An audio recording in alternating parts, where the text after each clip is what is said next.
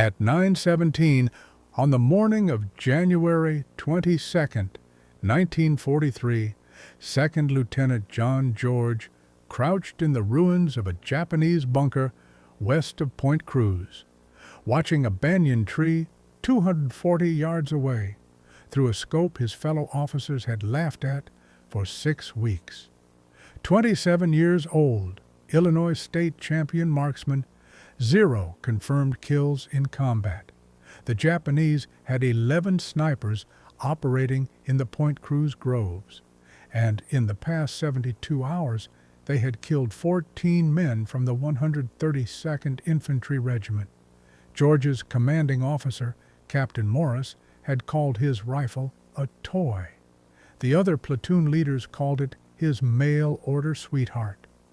When he had unpacked the Winchester Model 70 with its Lyman Alaskan scope and Griffin and Howe mount at Camp Forest in Tennessee, the armorer wanted to know if this was meant for deer or Germans.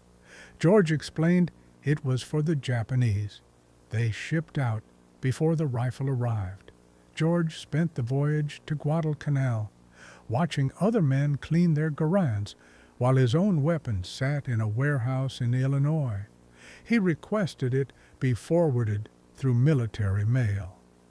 6 weeks later, in late December of 1942, a supply sergeant handed him a wooden crate marked "Fragile."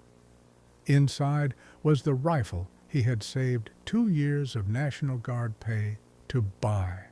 The rifle weighed 9 pounds. The scope added another 12 ounces. The Garand issued to every other man in his battalion weighed 9.5 pounds with no magnification. George's rifle was bolt action, 5 rounds. The Garand was semi-automatic, 8 rounds. Captain Morris ordered him to leave that sporting rifle in his tent and carry a real weapon. George carried it anyway. The situation on Guadalcanal. The 132nd Infantry had relieved the Marines on Guadalcanal in late December of 1942. The Marines had been fighting since August, operating on minimal supplies, fighting malaria as much as the Japanese. They had taken Henderson Field, the crucial airstrip that made Guadalcanal worth the blood being spilled for it. They had held it against repeated Japanese counterattacks, but they had not taken Mount Austin, and they had not cleared the Japanese from the coconut groves west of the Matanikau River. Mount Austin stood 1,514 feet tall. The Japanese called it the Gifu, after the prefecture in Japan where the defending regiment originated. 500 men, 47 bunkers, interlocking fields of fire that made every approach a killing ground. The position dominated the southern approach to Henderson Field. As long as the Japanese held it, American positions would be under constant observation and periodic artillery fire. George's battalion attacked on December 17th. They fought for 16 days through jungle, so thick that men got lost 10 feet from their units. They lost 34 men, killed, and 279 wounded before they finally took the western slope on January 2nd. By then, George had fired his Winchester exactly 0 times in combat. The fighting had been too close, too chaotic.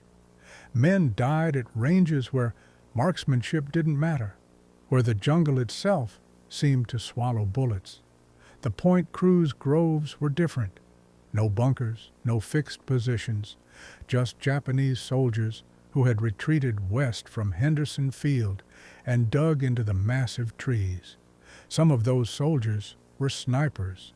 They had scoped Arisaka Type 97 rifles, 6.5mm weapons with 2.5x magnification. They knew the jungle. They knew how to wait. They knew that American patrols followed patterns, used the same trails, stopped at the same water points.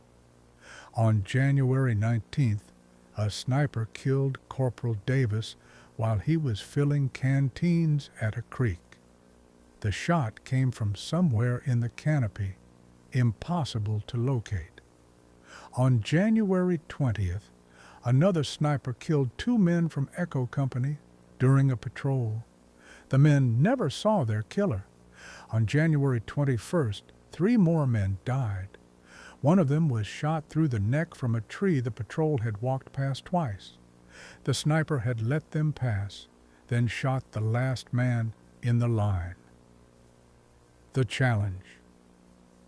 The battalion commander summoned George that night. Lieutenant Colonel Kessler was 43 years old, a professional soldier who had served in France during the First World War.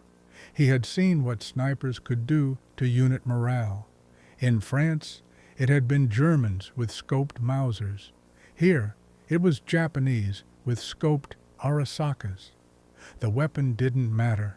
The effect was the same. Men became afraid to move, afraid to expose themselves even for routine tasks. "Lieutenant George," Kessler said, looking at the younger man across a map table lit by kerosene lamp, "I understand you fancy yourself a marksman." "Sir, I won the Illinois State Championship at 1,000 yards in 1939. That was on a known distance range with wind flags and a shooting coat. This is jungle. Maximum visibility may be 100 yards, usually less. Your fancy civilian rifle won't help you here." George straightened. "Sir, with respect, the principles remain the same. Breath control, trigger squeeze, reading conditions. The jungle changes the application, not the fundamentals." Kessler studied him. "Morris says you've been carrying that Winchester instead of a proper rifle. Says you haven't fired it once since we landed." "Haven't had the right opportunity, sir. The Winchester is a precision instrument. You don't use it for spray and pray. The Japanese snipers are killing my men faster than malaria. They're using precision instruments too. Think you can do better?" George met the colonel's gaze. "Sir, I know I can. Give me until noon tomorrow. If I haven't produced results, I'll turn in the Winchester and carry a Garand like everyone else." Kessler nodded slowly. "You'll operate from the old Japanese bunker complex we took last week. Intel says the snipers are operating from the big trees in the groves beyond. Range will be 200 to 300 yards, maybe more. You'll have no spotter, no security element. I can't spare the men." "I understand, sir." "George, those Japanese snipers have been killing Americans for weeks. They know their business. You sure that civilian marksmanship trophy means anything out here?" George picked up his rifle from where it leaned against the tent pole. The Winchester's steel was treated with cosmoline for the tropical humidity. The scope was capped to protect the lenses. It looked like what it was, a high-grade sporting rifle built for wealthy hunters, not soldiers. "Sir, this rifle will put 5 shots into 4 inches at 300 yards. With the Lyman scope, I can see details at 200 yards that are invisible to the naked eye. The Japanese snipers are good, but they're shooting military rifles with military ammunition. This Winchester is bedded properly. The trigger is adjusted to 3.5 pounds, and I'm shooting commercial ammunition loaded to tighter tolerances than any military round." "Commercial ammunition? Where did you get commercial ammunition?" "Brought it from home, sir. 12 boxes, 30-06, same caliber as military ball, but loaded by Winchester for accuracy, not mass production." Kessler shook his head. "If you get killed out there tomorrow, that fancy rifle won't save you." "No, sir. but it might save the 14 men those snipers would kill next week. Dawn preparation. George spent the night preparing. He cleaned the Winchester again despite having cleaned it that morning. In the tropics, humidity was the enemy of precision. Moisture could rust steel overnight, fog scopes, swell wood stocks until they pressed against barrels and destroyed accuracy. He removed the barreled action from the stock and inspected the bedding. Still tight. The stock was walnut, treated with multiple coats of linseed oil to resist moisture. The metal was all steel, no alloys that might corrode in salt air.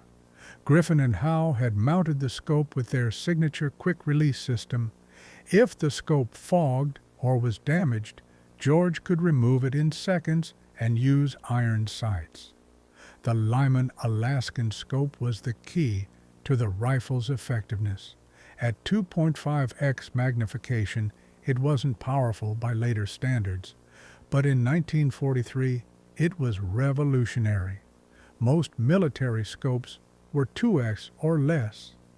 The extra half power made a significant difference in target identification. The scope had a simple crosshair reticle and external adjustment knobs for windage and elevation. George loaded 5 rounds into the rifle's internal magazine. The 30-06 cartridge had been the U.S. military standard since 1906, but George's ammunition was different. Commercial Winchester hunting loads, 180-grain bullets instead of the military's 150 grain. The heavier bullets retained velocity better at longer ranges and were less affected by wind. He loaded 20 rounds into stripper clips, 60 rounds total. If he needed more than that, something had gone very wrong. This wasn't about volume of fire. It was about one shot, one kill. The Japanese snipers operated on the same principle. The difference would be who saw whom first, who made the better shot when the moment came. At 5:30, George moved out in darkness. He wanted to be in position before dawn, settled in and watching when the jungle came alive with daylight. The Japanese snipers would already be in their trees, having climbed up in darkness.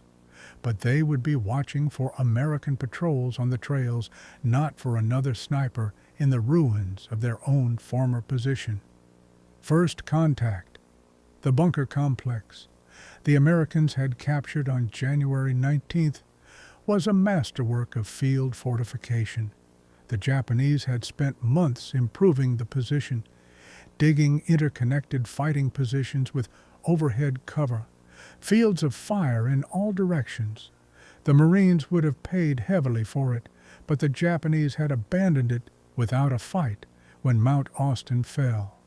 They couldn't hold an isolated position with American forces on the high ground behind them. George settled into a firing position in the ruins of what had been a command bunker. The roof had partially collapsed from American artillery, but enough remained to provide shade and concealment.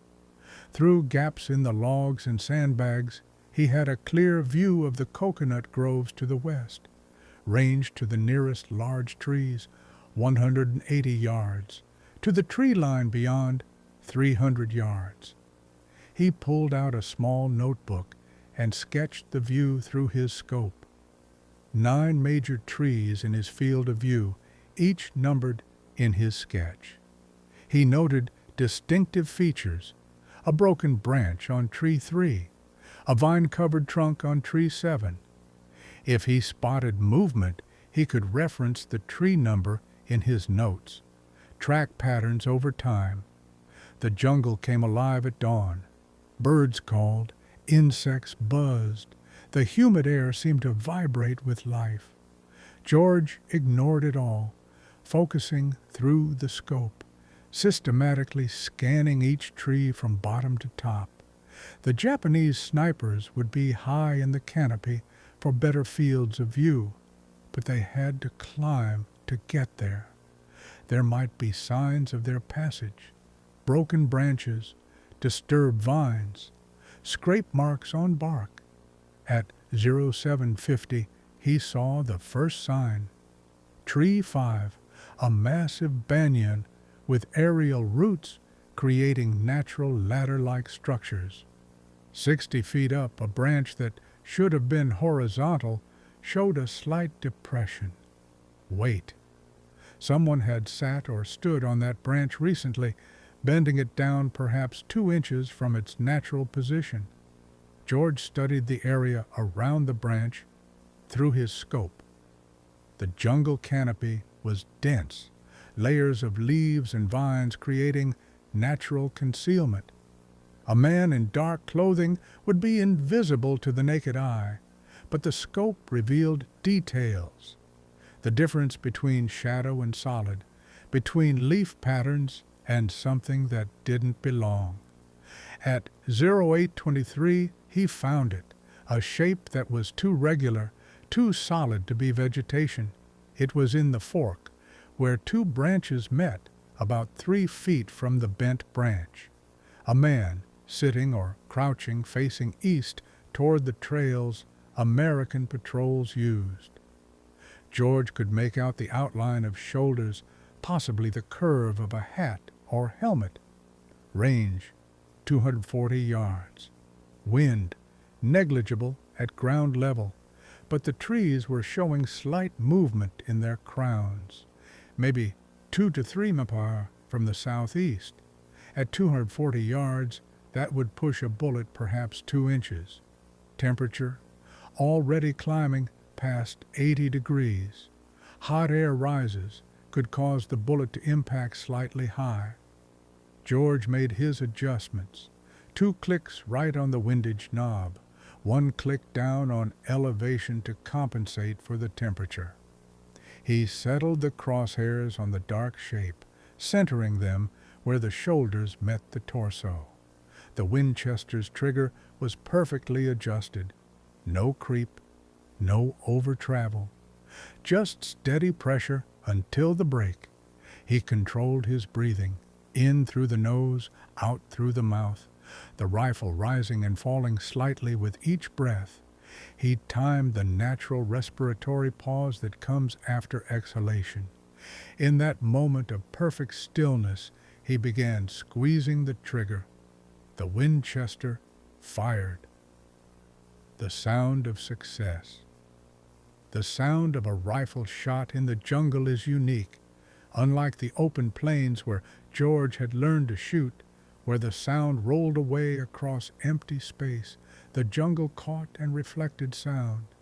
The crack of the Winchester bounced off trees, multiplied and echoed until it seemed to come from everywhere and nowhere. Through the scope, George saw the Japanese sniper jerk and fall. Not dramatically, the man simply went limp and tumbled sideways. He fell perhaps 10 feet before hitting a larger branch, cartwheeled off that, and plummeted the remaining 50 feet to the jungle floor. The impact was audible even at 240 yards, a meaty thud followed by the clatter of equipment. George worked the Winchester's bolt immediately, the spent case ejecting in a bright brass arc. He chambered a fresh round and kept his scope on tree 5. Japanese snipers often worked in pairs. If there was a spotter nearby, he would either engage or evacuate. Either action would create movement. For 3 minutes, nothing. The jungle had gone silent after the shot, birds and insects pausing their chorus. Then, gradually, normal sounds resumed. George continued scanning, expanding his search pattern to adjacent trees. At 0847, he spotted movement in tree 6, approximately 60 yards north of where the first sniper had fallen. This target was moving, climbing down the trunk using aerial roots and vines. He was trying to evacuate, probably heading for a predetermined rally point. George tracked him through the scope, noting the man carried a rifle slung across his back. The rifle appeared to have a scope. Another sniper, not just infantry. The moving target presented different challenges.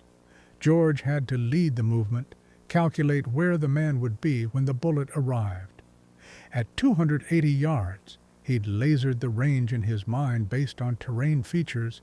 The bullet would take approximately 1/3 of a second to arrive. In that time, a climbing man might move 18 inches. George placed the crosshairs 18 inches below where the sniper currently was, in the space he would occupy in 1/3 of a second. He squeezed the trigger. The Winchester cracked. The climbing man jerked, lost his grip, and fell. This time the fall was worse. The sniper hit multiple branches on the way down, each impact spinning him in a different direction. He hit the ground in a crumpled heap and didn't move. 2 shots, 2 kills. George reloaded from a stripper clip, pressing 5 fresh rounds into the magazine. His hands were steady, his breathing normal. This was no different from the shooting matches he'd won back home, except the target shot back, and missing meant American soldiers died. The duel intensifies. By 1,000 hours, the sun was high enough to create harsh shadows in the canopy. This was both advantage and disadvantage. The shadows could hide a sniper completely, but they also created sharp contrast lines.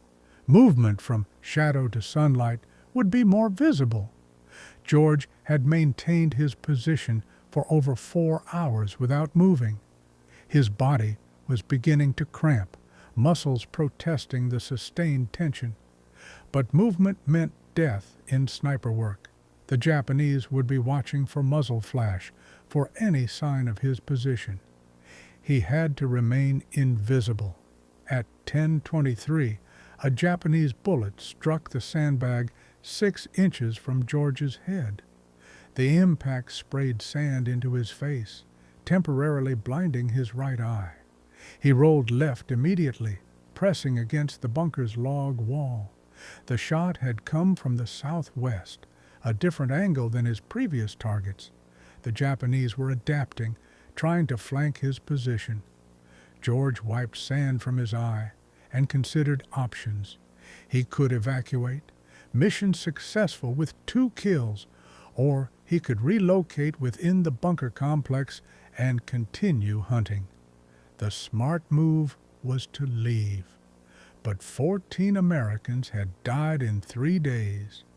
How many more would die if he left the job unfinished? He low-crawled to a different position, a firing port on the bunker's south side. This gave him a view of a different section of the groves.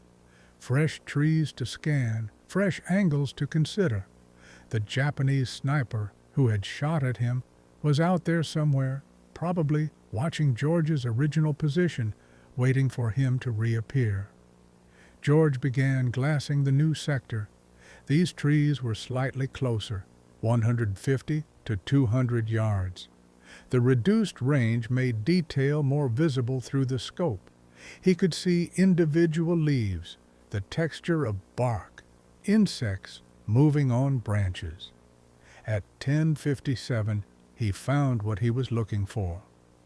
Tree 3 in the new sector, a coconut palm surrounded by dense undergrowth. There was something wrong with the fronds about 40 feet up. They were bent at an unnatural angle, as if weight was pressing them down. George studied the area carefully. Yes, a shape among the fronds, horizontal, where everything else was vertical. A man lying prone on the palm fronds, using them as both concealment and shooting platform. This sniper was smart. The position was lower than the previous ones, harder to spot from ground level. The palm fronds provided excellent concealment from above. Only from George's elevated position in the bunker was the anomaly visible. George calculated the shot. Range, 190 yards. The palm fronds would deflect a bullet slightly, not much, but enough to matter at this range. He would need to aim for center mass and hope the bullet maintained enough energy after passing through vegetation. But something bothered him. This position was too perfect, too carefully chosen. After George had killed 2 snipers from elevated positions, why would a third choose another elevated position? Unless George expanded his scan pattern. If the sniper in the palm was bait, the real shooter would be positioned to cover him, somewhere with clear lines of sight to anyone who engaged the bait. He found the answer in the undergrowth at the base of a banyan tree, 70 yards northwest of the palm. A slight depression in the vegetation, the kind of hide a man could create by carefully moving plants aside and lying prone among them. 2 targets, one obvious, one hidden. The Japanese had learned from the morning's losses and adapted their tactics. George made his choice. He would engage the hidden sniper first, the greater threat, then quickly work the bolt and engage the bait before he could react. The shot into the undergrowth would be challenging. Vegetation could deflect bullets unpredictably. George aimed for what he judged was the center of the depression, where a prone sniper's upper torso would be. He fired. The vegetation erupted. A figure rose partially, rifle falling from hands, then collapsed back into the undergrowth. George worked the bolt with practiced speed, swung the rifle 40 degrees left, found the palm tree in his scope. The bait sniper was moving, trying to slide down the palm trunk. George's crosshairs found him. The Winchester cracked. The sniper tumbled from the palm. 4 kills. But the engagement had revealed George's new position. He needed to move again. The afternoon hunt. George relocated to a shell crater 30 yards east of the bunker complex. The position was less comfortable, but offered concealment and multiple escape routes. He settled in with water up to his waist. The recent rains had partially filled the crater, but kept the Winchester dry and ready.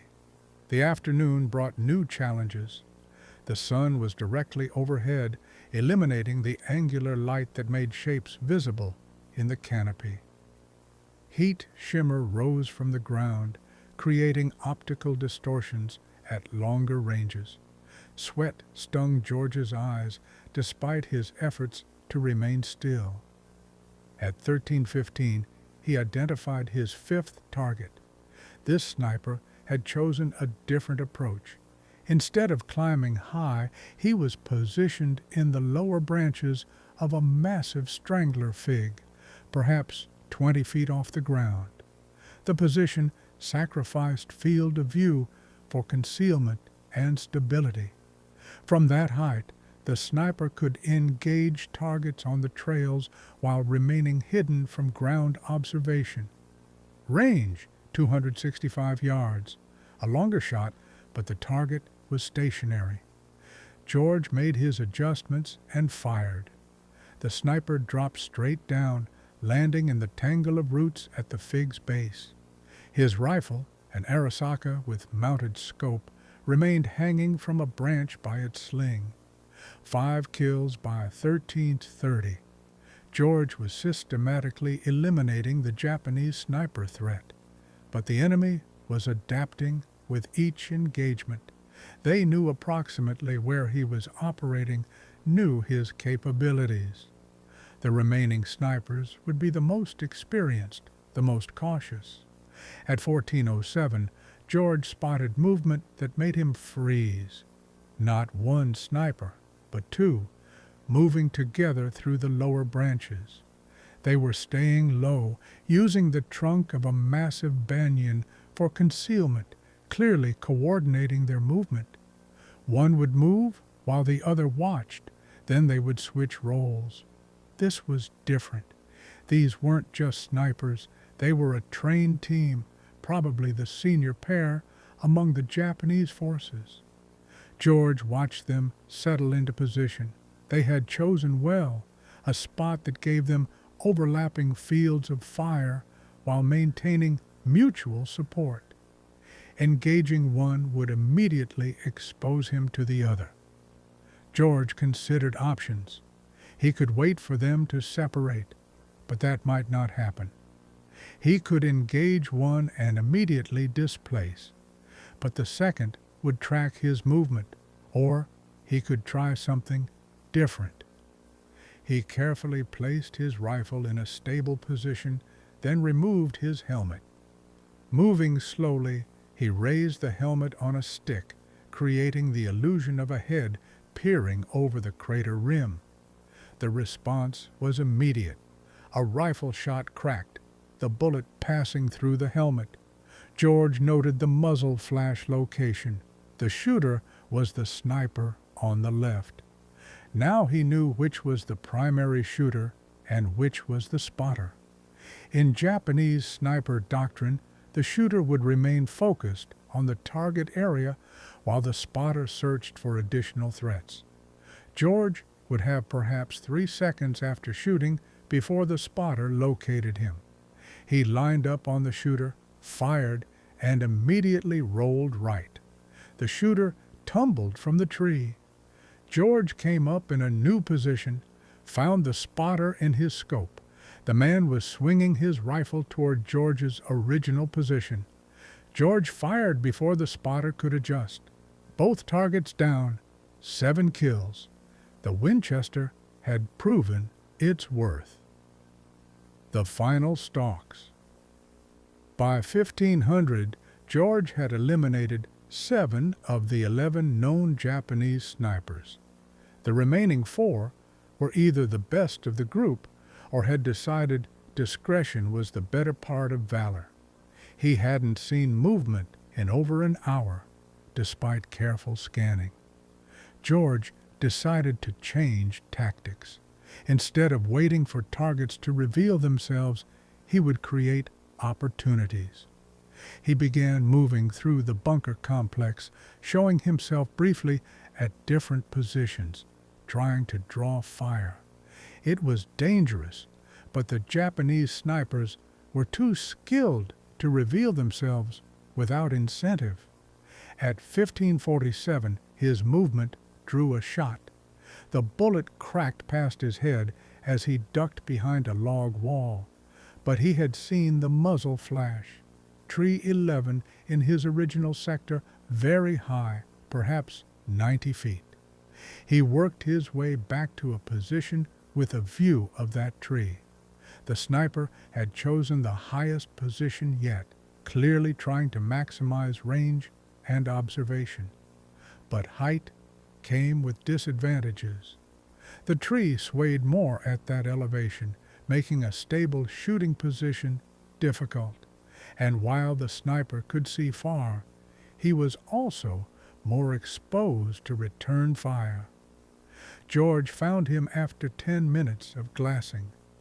A shape that didn't match the tree's natural pattern, wedged into a fork where the main trunk split. The shot would be difficult, 280 yards with significant elevation. George adjusted his scope, held slightly low to compensate for the upward angle, and fired. The 8th sniper fell 90 feet, his body striking multiple branches before hitting the ground with finality. As afternoon gave way to evening, George had a decision to make. 3 snipers potentially remained, but hunting them in failing light gave them the advantage.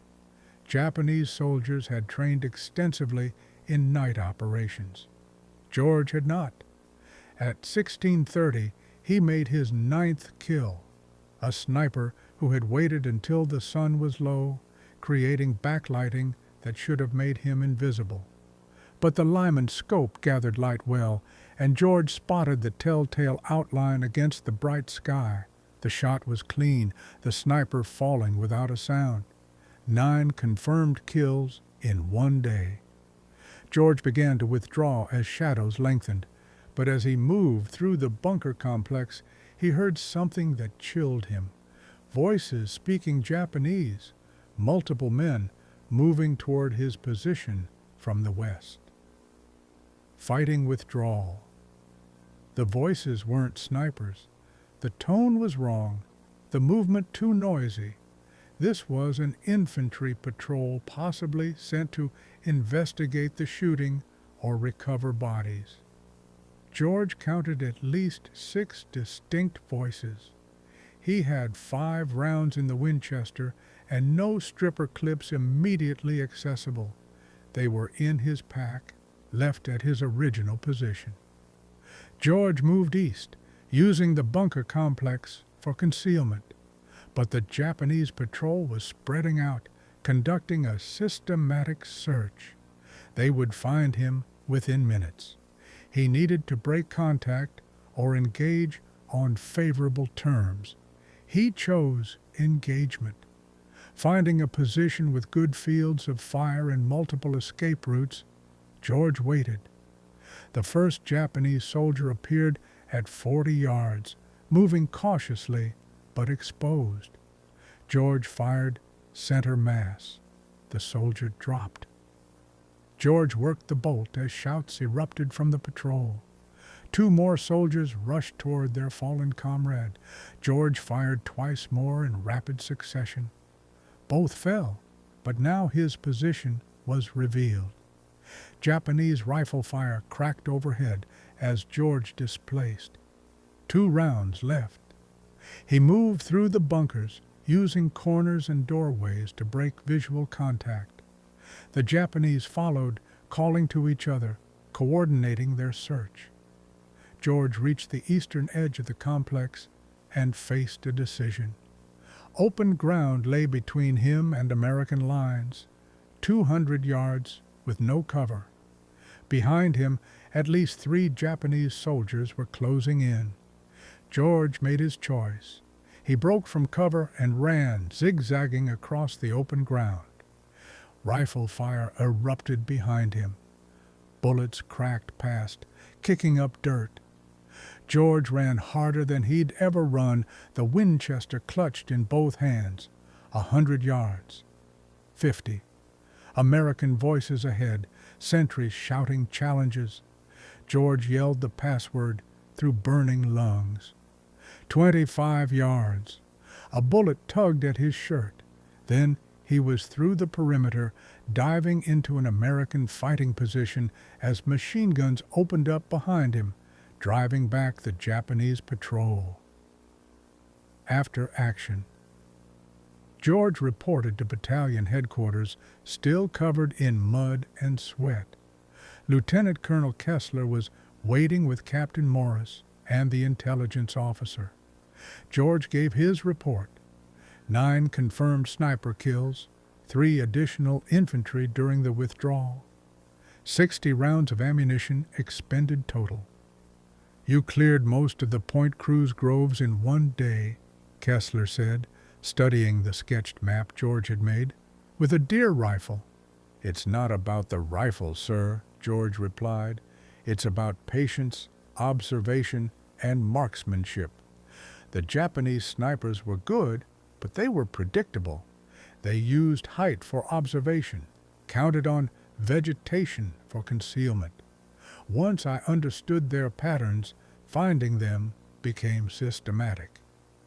Morris, who had mocked the Winchester for weeks, was silent. Finally he asked, "Could you teach others to do this?" George considered. "With the right rifles and optics, yes, but it requires a different mindset than infantry combat. Patience most men don't have. The ability to remain still for hours, to observe without acting until the moment is right." Kessler made a decision.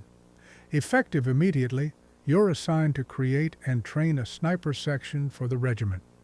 Division has some Springfield rifles with scopes, captured Japanese optics, pick your best marksmen, and train them.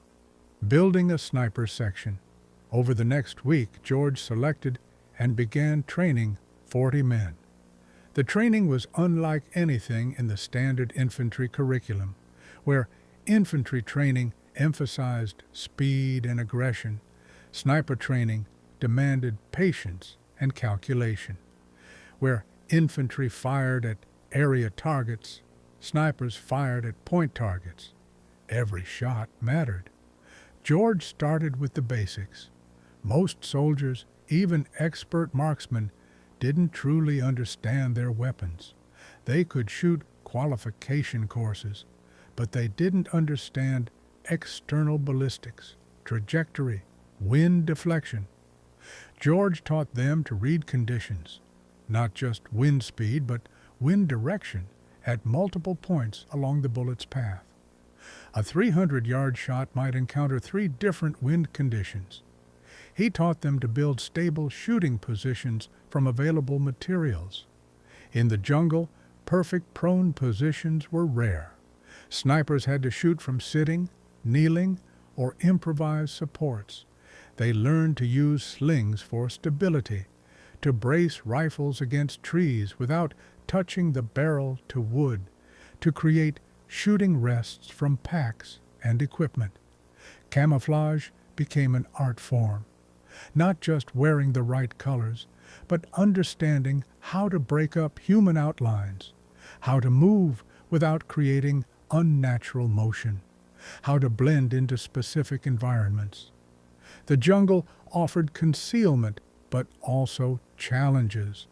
Vegetation that moved when you brushed against it, insects that reacted to human presence, birds that alarmed when disturbed.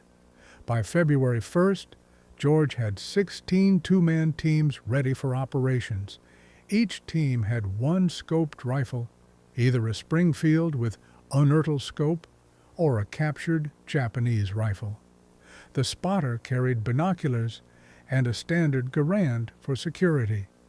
They would operate independently, hunting Japanese positions and supporting infantry advances. The impact was immediate. In the first week of operations, George's sniper teams accounted for 74 confirmed kills with 0 friendly casualties. Japanese movement in daylight decreased dramatically. Enemy patrols that once operated boldly now moved cautiously, constantly scanning for the hidden death that could come from any direction. The wounding. On February 7th, George was operating near the Bonegi River when a Japanese rifleman shot him. He had been observing a suspected enemy position when the bullet struck his left shoulder, spinning him around and knocking him into the mud. The shot had come from an unexpected angle, not from the position he was watching, but from a concealed spider hole 30 yards to his flank. His spotter, Corporal Hayes, immediately returned fire with his Garand, killing the Japanese soldier before he could fire again. Hayes then dragged George to cover and applied first aid. The wound was serious but not fatal. The bullet had passed through the deltoid muscle without hitting bone or major vessels. George was evacuated to the field hospital near Henderson Field. As medics worked on him, he reflected on the irony. After killing 9 snipers and numerous other enemies, he had been shot by a regular rifleman he hadn't seen. It was a reminder that in war, survival often came down to luck as much as skill. The wound ended George's time on Guadalcanal. By the time he recovered, the Japanese had completed their evacuation of the island. The campaign was over, won at terrible cost. But George's contribution had proven something important. That individual marksmanship still mattered in modern warfare, that one man with the right skills and equipment could have tactical impact far beyond his single rifle. Merrill's Marauders. George's war was far from over. In March 1943, while recovering from his wound, he received orders for a classified assignment. The Army was forming a long-range penetration unit for operations in Burma, modeled after British Brigadier Order Wingate's Chindits. They needed officers with jungle experience and proven combat records. George volunteered immediately. By April, he was in India, training with what would become the 5307th Composite Unit, Provisional, better known as Merrill's Marauders. The mission was different from Guadalcanal. Instead of holding territory, they would operate behind Japanese lines, disrupting supply routes and communications.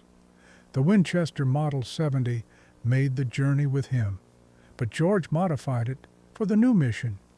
The Burma jungle was even denser than Guadalcanal, with engagement ranges rarely exceeding 100 yards. He replaced the 2.5x Lyman scope with a lighter 2.5x Weaver, saving 8 ounces. He also replaced the wooden stock with a synthetic version, reducing weight and eliminating concerns about wood swelling in monsoon conditions. Training in India was brutal. The Marauders had to learn to operate without supply lines, carrying everything they needed for missions lasting weeks. They practiced jungle navigation, river crossings, ambush tactics. George found himself teaching impromptu marksmanship lessons, showing officers and NCOs how to make accurate shots with standard rifles under field conditions. The Marauders entered Burma in February 1944, beginning one of the most grueling campaigns in U.S. military history. Over 3 months, they marched more than 700 miles through mountainous jungle, fighting 32 separate engagements with Japanese forces. Disease claimed more men than combat: malaria, dysentery, typhus, and simple exhaustion. George's Winchester saw limited use during the campaign. Most combat was at close range, ambushes in thick vegetation where a scoped rifle offered no advantage. He used it successfully 7 times, once to eliminate a Japanese officer at 400 yards, twice against machine gun positions, and 4 times against enemy snipers who were harassing Marauder columns. But the real lesson of Burma was that warfare had changed. The individual marksman, no matter how skilled, was less important than coordinated small unit tactics and sustainable logistics. The Winchester that had been so effective on Guadalcanal was almost a burden in Burma, extra weight on marches where every ounce mattered. Return to civilization. By June 1944, the Marauders were finished as an effective unit. Of 3,000 men who entered Burma, fewer than 200 were still combat effective. George, suffering from malaria and malnutrition like everyone else, was evacuated to India and then back to the United States. The Army, recognizing his unique experience, assigned him to the infantry school at Fort Benning. His mission: train new officers in marksmanship and jungle warfare tactics. George spent the remainder of the war teaching, passing on lessons learned in blood to lieutenants who would face the Japanese in the Philippines and preparing for the invasion of Japan itself. He kept the Winchester with him, using it for demonstration purposes. Young officers who had never seen combat were fascinated by the rifle and its history. George would tell them, "This rifle killed at least 14 enemy soldiers, probably more. But what killed them wasn't the rifle. It was the fundamentals. Breath control, trigger squeeze, reading the wind. The rifle is just a tool. The real weapon is between your ears." The atomic bombs ended the war before George's students faced combat. In January 1947, Lieutenant Colonel John George was discharged from the Army. He had served 4 years, earned 2 Bronze Stars and a Purple Heart, and revolutionized American tactical doctrine regarding sniper employment. Post-war life and legacy. George used the GI Bill to attend Princeton University, studying politics and international relations. The patience and observation skills that made him a superb sniper served him well in academia. He graduated with highest honors in 1950, then spent 4 years at Oxford studying African political systems. His career took him to British East Africa, where he studied emerging independence movements, then to Washington, D.C. as executive director of the Institute of African American Relations. He became a respected expert on African politics, advising the State Department during the decolonization period of the 1960s. Few of his colleagues knew about his wartime service. George rarely spoke of it, preferring to focus on the present rather than the past. But the Winchester remained with him, stored in a closet in his Washington home. Sometimes, late at night, he would take it out and run his hands over the worn stock, remembering. The rifle had traveled from an Illinois gun shop to Tennessee, to the Pacific, to India, to Burma, and finally to a quiet closet in Georgetown. Each scratch and ding told a story, this one from diving into a shell crater on Guadalcanal, that one from the march to Mayatkina. In 1947, a friend from the National Rifle Association convinced George to write about his experiences. The result was Shots Fired in Anger, a technical memoir that became a classic among firearms enthusiasts. George wrote with the same precision he had once applied to shooting, describing exact ranges, weather conditions, and equipment performance. The book lacked the drama of other war memoirs, but provided invaluable technical detail about Japanese weapons and tactics. The reunions. As the years passed, veterans began organizing reunions. George attended several, reconnecting with men he had served alongside. At a 1968 reunion of the 102nd Infantry Regiment, he met Technical Sergeant Roy Patterson, one of the men he had trained as a sniper on Guadalcanal. "Colonel George," Patterson said, shaking his hand warmly, "you saved my life with that training. First time I used what you taught me, I dropped a Japanese machine gunner at 300 yards. He never knew I was there." These reunions were bittersweet. Each year, fewer men attended. Chairs that had been filled were empty. Stories were repeated because the audience for them was shrinking. George noticed that the combat veterans rarely talked about the killing itself. They talked around it, the places, the weather, the equipment, the friends lost. The actual moments of violence were locked away, too personal or too painful to share even among those who understood.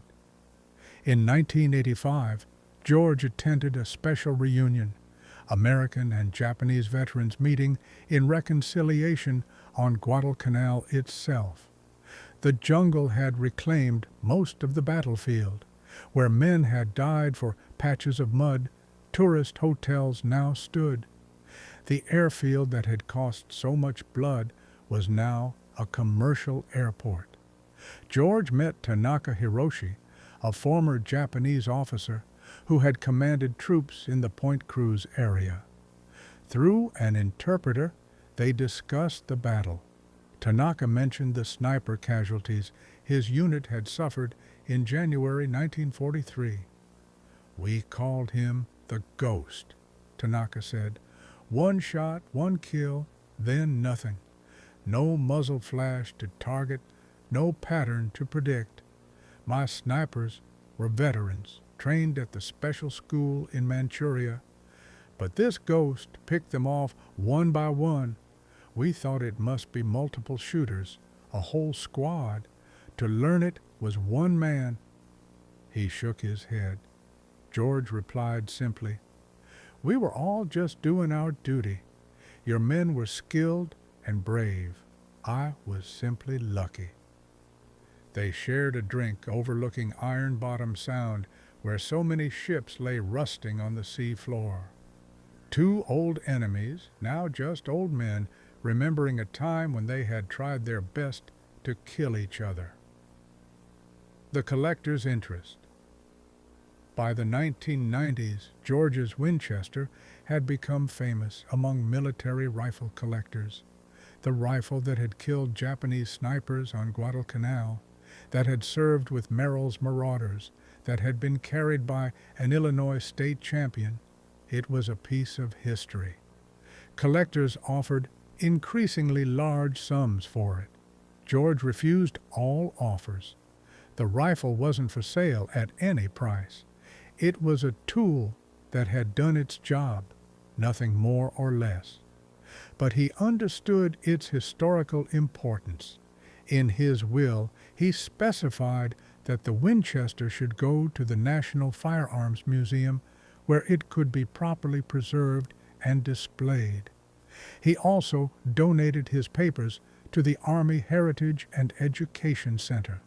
His detailed notes from Guadalcanal, sketches of sniper positions, training materials he had developed. Historians studying sniper operations in World War II found his materials invaluable, providing tactical detail often missing from official reports. The final years. George remained active into his 80s, lecturing occasionally at military schools and historical societies. Young Special Forces snipers would sometimes seek him out, wanting to learn from someone who had pioneered their craft. George would remind them that technology had changed, but principles remained constant. "You have better rifles, better scopes, laser rangefinders, ballistic computers," he would say, "but you still need patience. You still need to read the wind. You still need to understand that every shot has consequences, that the man in your crosshairs is someone's son, husband, father. Technology doesn't change that burden." In 2008, at age 90, George gave his last public presentation at the Army War College. He brought the Winchester, probably the last time it left his house. Young officers handled the rifle with reverence, amazed that such a simple tool had been so effective. "This rifle is just steel and wood," George told them. What made it effective was understanding its capabilities and limitations, then applying it properly. The same is true for any military system. The best equipment in the world is useless without trained soldiers who understand how to employ it. The end. John George died on January 3, 2009, aged 90. He passed peacefully in his sleep, his body finally succumbing to the accumulation of years.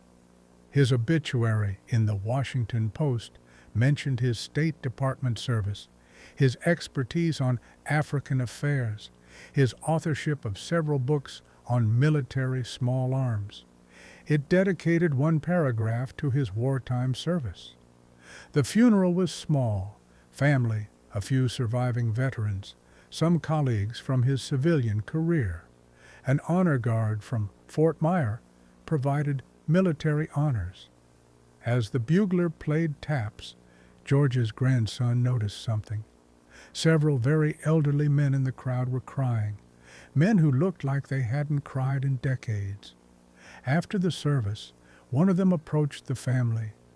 He was Paul Hayes, 91 years old, George's spotter from the sniper section on Guadalcanal. "Your grandfather saved hundreds of lives," Hayes said, his voice still strong despite his age, "not just by killing enemy snipers, but by teaching us to survive. Every man he trained came home because of what he taught us. We used to joke that he could shoot the eye out of a mosquito at 300 yards. But what he really did was show us that one man with skill and discipline could make a difference." The rifle's final journey. Following George's wishes, the Winchester Model 70 was donated to the National Firearms Museum. The transfer was handled with appropriate ceremony. The rifle arrived with George's scope, sling, and remaining ammunition from 1943, artifacts of a different era. The museum's curator, James Supica, personally cataloged the rifle. Serial number 23847, manufactured in 1941. The bore was still bright. George had maintained it meticulously for 66 years.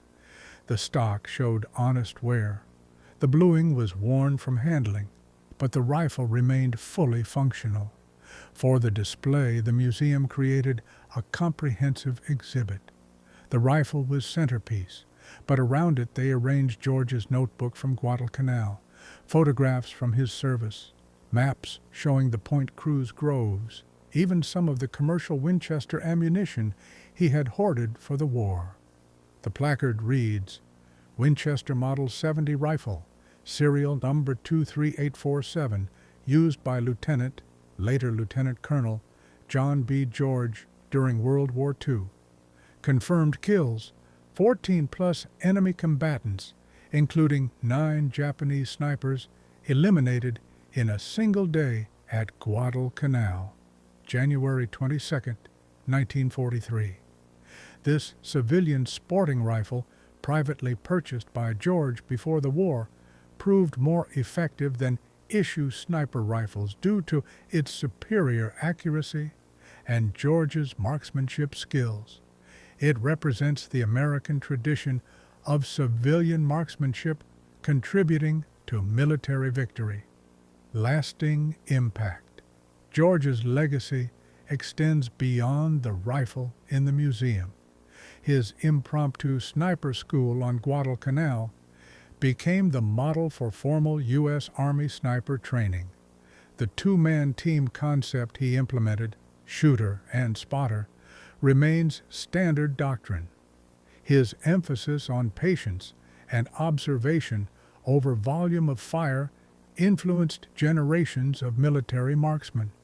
The Winchester Model 70 itself became legendary among military collectors and historians. Other Model 70s were used by Marine snipers in World War II and Korea, but none had the documented history of George's rifle. The rifle that had been mocked as a mail-order sweetheart had proven that precision trumps firepower when properly applied.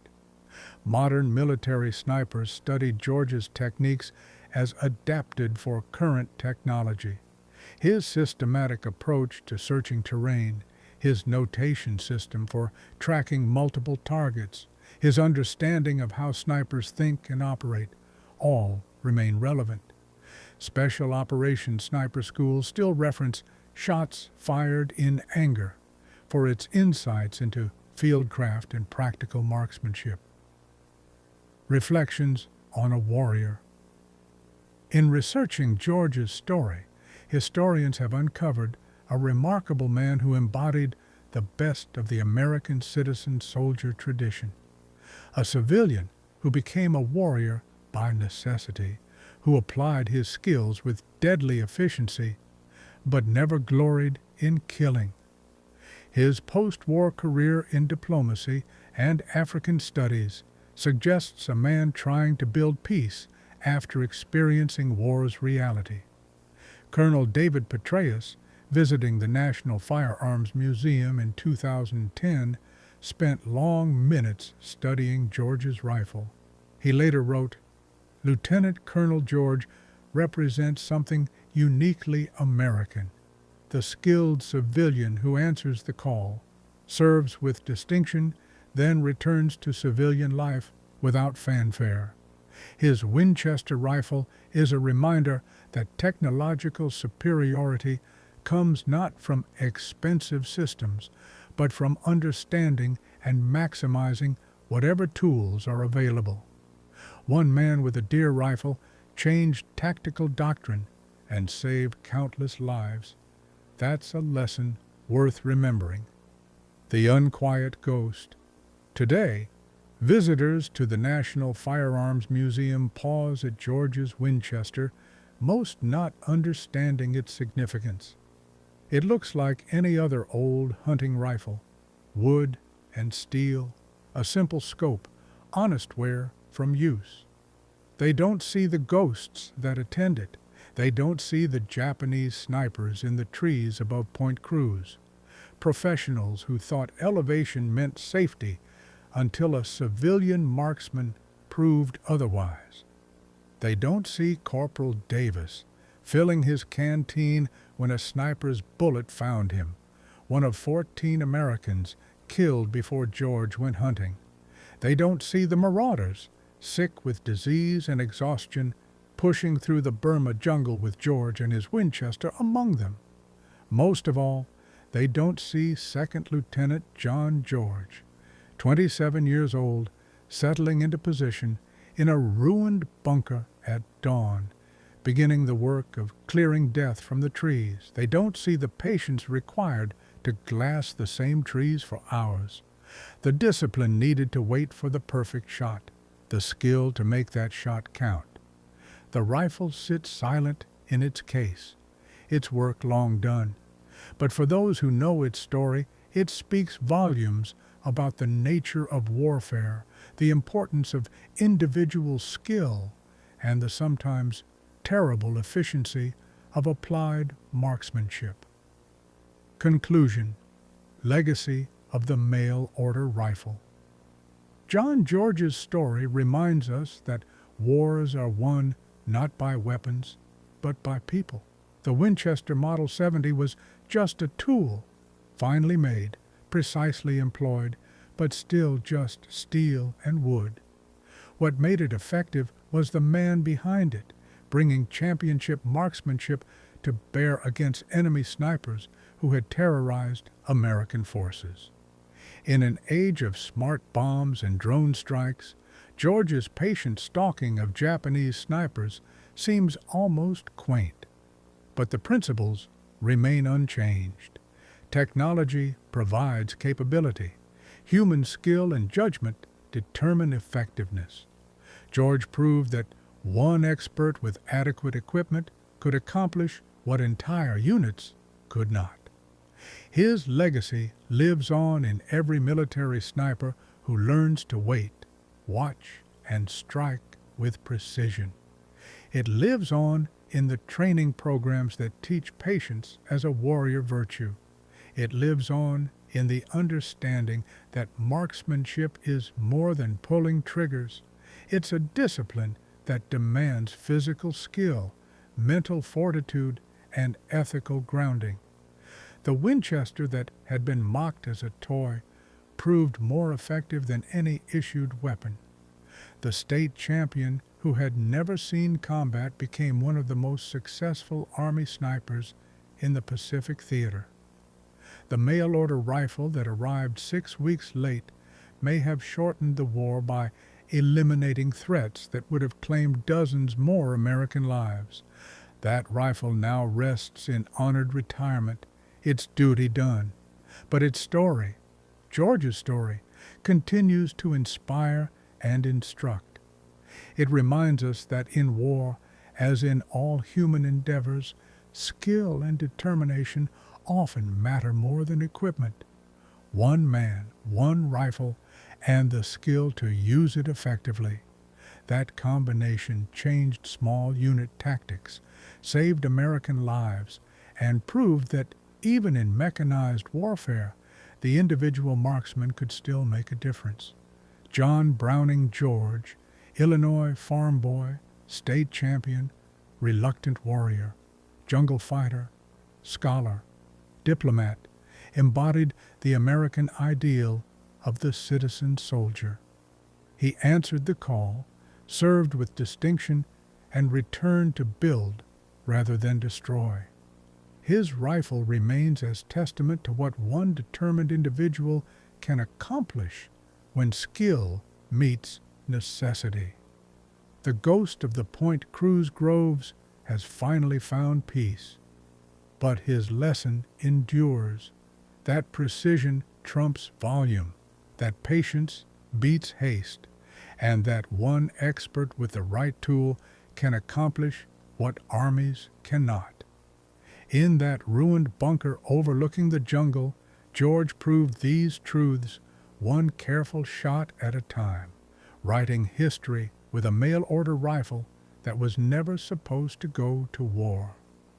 The Winchester Model 70, serial number 23847, veteran of Guadalcanal and Burma, killer of snipers and guardian of American lives, rests now in its museum case, silent, still.